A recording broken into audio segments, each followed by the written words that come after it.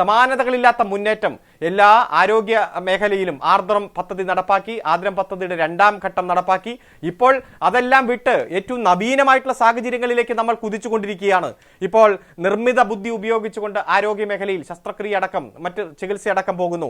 Machine learning, അതുപോലെ തന്നെ ആധുനിക സൗകര്യങ്ങളുടെ സഹായത്തോടെ റോബോട്ടിക് സർജറി നമ്മൾ നടത്തിക്കൊണ്ടിരിക്കുകയാണ്.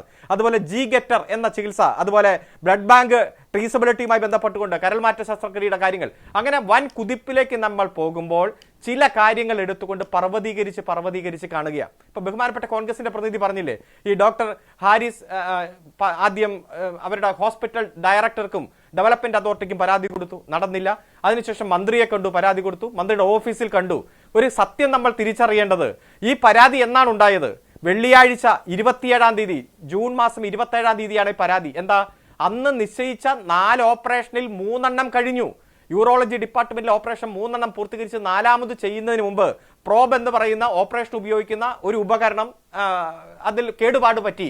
അപ്പോൾ അത് സംഭവിച്ചു. അത് അദ്ദേഹത്തിന് ഓപ്പറേഷൻ തുടരാൻ കഴിഞ്ഞില്ല. തന്റെ മകന്റെ പ്രായമുള്ള ഒരു വ്യക്തിയാണ് ഓപ്പറേഷനായി രോഗിയായിട്ട് തന്റെ മുന്നിലുള്ളത്. ആ വിഷമം കൊണ്ട് അദ്ദേഹം പോസ്റ്റ് ചെയ്തു. അപ്പോൾ ഏതെങ്കിലും ഈ വിഷയവുമായി ബന്ധപ്പെട്ടുകൊണ്ടാണോ അദ്ദേഹം നേരത്തെ എന്തെങ്കിലും ഇടപെടൽ നടത്തിയിരുന്നതല്ലോ? 67 ലക്ഷം രൂപയാണ് ഇതേ ഡിപ്പാർട്ട്മെന്റിന് ആ വർഷം അനുവദിച്ചത്, യൂറോളജി ഡിപ്പാർട്ട്മെന്റിന് തന്നെ അനുവദിച്ചത്.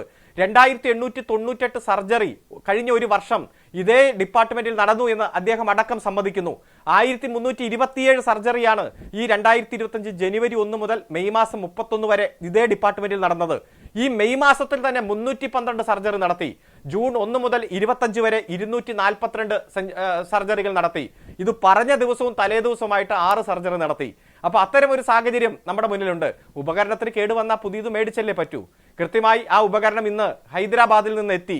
ചൊവ്വാഴ്ച എത്തുമെന്ന് തന്നെയാണ് അദ്ദേഹത്തോട് പറഞ്ഞിരുന്നത്. അങ്ങനെ എത്തി. ഓപ്പറേഷൻ ഇന്ന് പുനരാരംഭിക്കുന്ന സാഹചര്യമുണ്ടായി. ഇത്തരത്തിൽ ഏറ്റവും നിർണായകമായിട്ടുള്ള ഉപകരണങ്ങൾക്ക് കേടുപാട് സംഭവിച്ചാൽ അത് നമുക്ക് റീപ്ലേസ് ചെയ്തേ പറ്റൂ. അതിനുള്ള സംവിധാനം നമ്മുടെ ഗവൺമെന്റിനുണ്ട്.